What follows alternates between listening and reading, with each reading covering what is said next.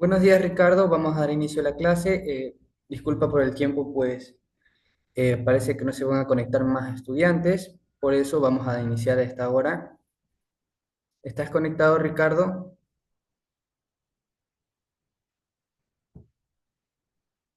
Ok, ¿me confirmas cuando ya puedas visualizar la pantalla?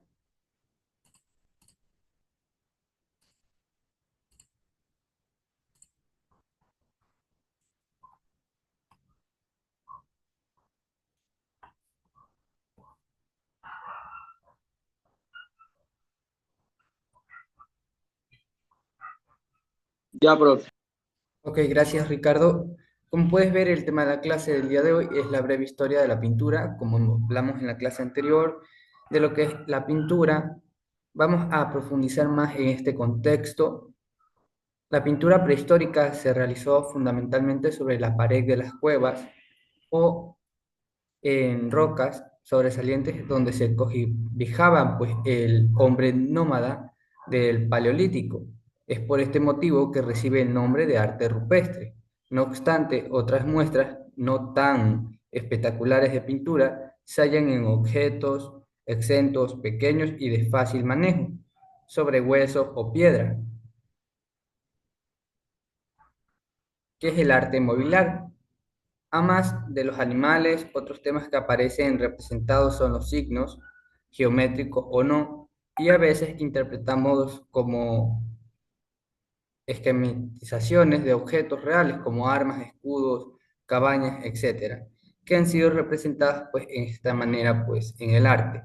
En cuanto al aspecto técnico de estas pinturas, se realizaban con materiales de tierra, con minerales mezclados con alguna clase de material aglutinante, como puede ser el agua o la resina. El resultado es que la mayoría de estas imágenes presentan una tonalidad negra o rojiza, colores aplicados mediante el uso de un pincel o incluso con los dedos. Estos pigmentos a veces se empleaban con la intención de crear los perfiles del animal que representaban, pero en otras ocasiones se pintaban también el interior de forma plana o con un modelo o incluso se raspaba o se usaba el grabado. Este grabado se conseguía mediante el uso de algún instrumento punzante, como un tipo de cincel o punta. Como puedes visualizar, Ricardo, de esta manera es el arte rupestre. ¿Me puedes decir, Ricardo, qué puedes distinguir de estas dos formas de arte?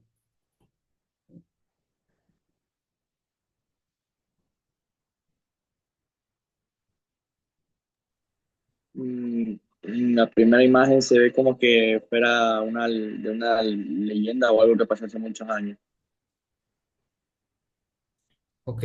Y la Y segunda, en la segunda, sobre un lugar histórico que también tiene muchos años sobre un país. bien, ok. Como dato importante, el texto nos indica que el hombre prehistórico tuvo la necesidad de expresar sus sentimientos, por lo que pintaba animales y otros elementos. En muchas ocasiones también pintaba escenas de caza y acontecimientos más relevantes de su entorno. Y las pinturas más rupestres antiguas que se hallan es en la cueva de Altamira, en España, y en otras pues, partes del país.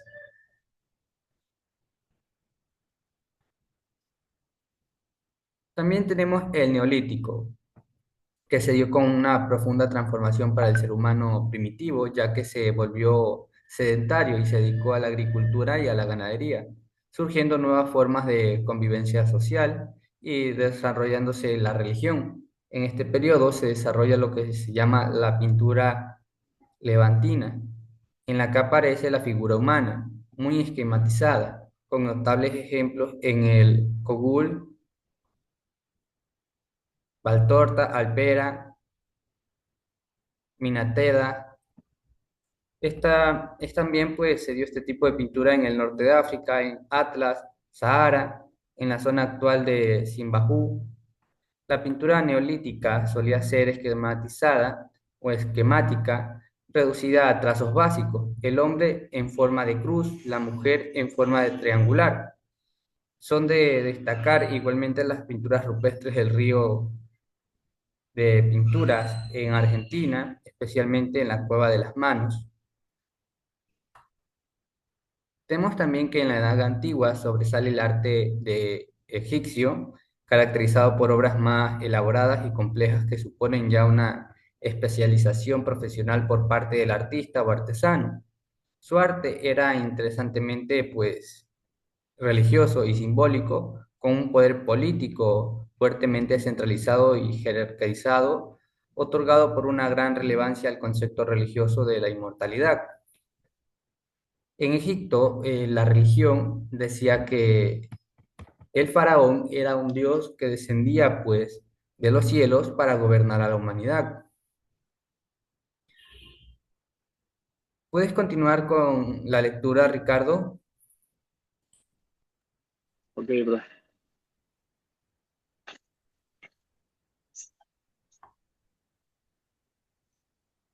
En la Edad Antigua en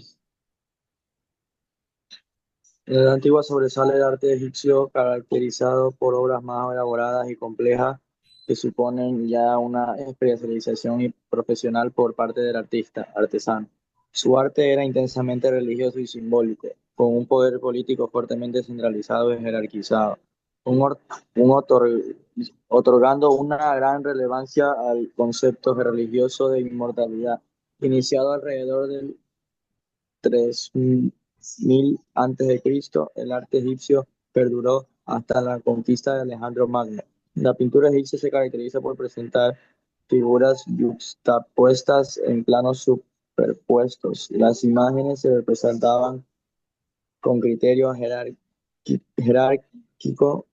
Por ejemplo, el faraón se representaba en un tamaño más grande que los súbditos o los enemigos que estaban a su lado. Predominaba la ley de la frontalidad, que consiste en representar dos puntos de vista diferentes en las mismas imágenes, es decir, el rostro, los brazos y las piernas de perfil y los ojos y el torso, hombros y caderas, siempre de frente en la misma figura. Grecia, considerada la cuna del arte, ha marcado la evolución del arte occidental con un estilo en el que preponderaba la armonía y el equilibrio, la racionalidad de las formas y los volúmenes y en un sentido de imitación, mímesis, de la naturaleza que sentaron las bases del llamado arte clásico. La pintura griega se desarrolló sobre todo en la cerámica, en escenas cotidianas o de temática historia o mitológica. La pintura romana es conocida sobre todo por los restos hallados en Pompeya, donde se perciben cuatro estilos: el de incrustación, que imita el revestimiento en mármol; el arquitectónico, llamado así por simular arquitecturas; el ornamental, con arquitecturas fantásticas, guirnaldas y amorcillos; y el fantástico, mezcla de los dos anteriores con países imaginarios, variadas formas arquitectónicas y escenas mitológicas. Luego de la caída del Imperio Romano de Occidente, en Oriente perduró el Imperio bizantino hasta la conquista de Constantinopla en 1453 por los turcos otomanos. Este arte fue heredero de la tradición helenística.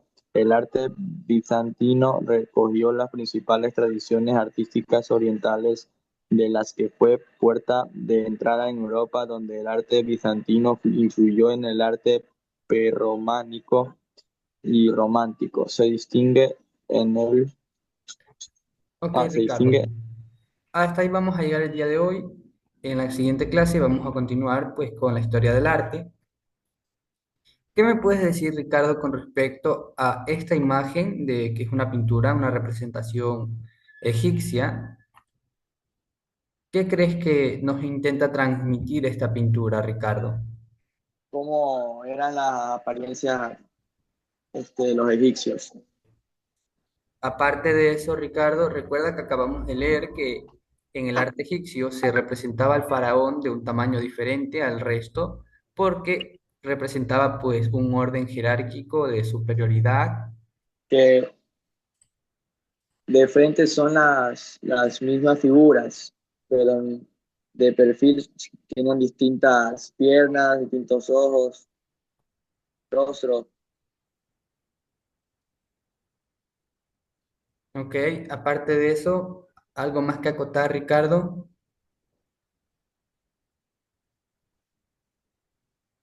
El faraón siempre era más grande. Ok, listo, Ricardo. ¿No tienes alguna pregunta con respecto a la clase del día de hoy?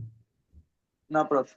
Listo, vamos a pasar entonces a explicar la tarea, tanto en clase como en casa. Para la tarea en clase tienes que responder las tres preguntas que están siendo proyectadas ahorita y están ya cargadas en la plataforma. La primera pregunta es: ¿cómo influyó la llegada de los españoles a los Andes en el surgimiento de la Escuela Cusqueña de Arte? ¿Cuáles son las características principales del estilo barroco en la pintura cusqueña y cómo se reflejan en las obras religiosas de la época? Es la segunda pregunta. ¿Y qué importancia tuvo el mestizaje cultural en la creación de la pintura de la escuela cusqueña? Explica con ejemplos. Esas son las tres preguntas que tienes que responder para la actividad en clase. ¿Tienes alguna consulta con respecto a la actividad, Ricardo? No, profe. Ok, pasemos a la siguiente. Para la tarea en casa tienes que investigar los materiales utilizados en la pintura pues cusqueña, los tipos de pigmentos que utilizaron, las técnicas que fueron comunes en las obras pues de la escuela cusqueña y cómo estos recursos reflejan el mestizaje cultural de la época. ¿Tienes alguna pregunta, Ricardo, con respecto a la actividad en casa? No, profe. Listo, Ricardo. Ha sido un gusto. Si tienes alguna pregunta, duda, puedes consultarme en este momento o mediante la plataforma. Ok, profe. Ok, ya puedes entonces desarrollar tu actividad en clase. Recuerda que cierra a 10 de la noche del día de hoy. Acaba de ser abierta a las 11, si no me equivoco. Ok, profe, está Buen bien. día. Igual, profe, cuídese. Ok, gracias.